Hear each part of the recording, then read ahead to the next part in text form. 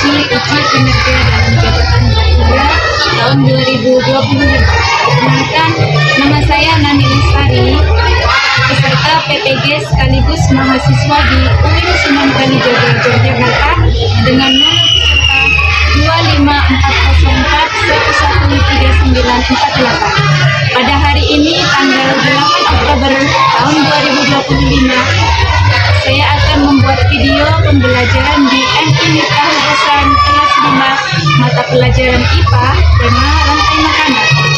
Tujuan membuat video ini yang pertama menyelesaikan tugas akhir PPG dalam jabatan K3 tahun 2020. Yang kedua, untuk meningkatkan kemampuan mengajar dengan berbagai macam metode pembelajaran yang relevan, bervariatif, dan kreatif. Yang ketiga, untuk mengembangkan kemampuan teknologi dengan mengaplikasikan sebagai media pembelajaran sehingga membuat pembelajaran lebih menyenangkan dan bervariatif. Demikian, wassalamualaikum warahmatullahi wabarakatuh. Assalamualaikum warahmatullahi wabarakatuh.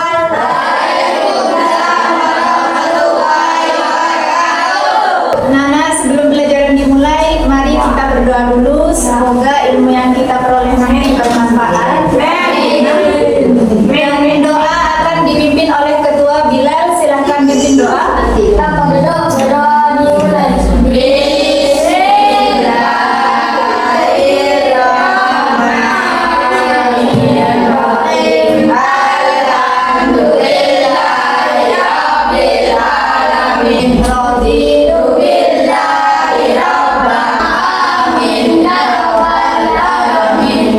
Selamat pagi anak-anak. Pagi.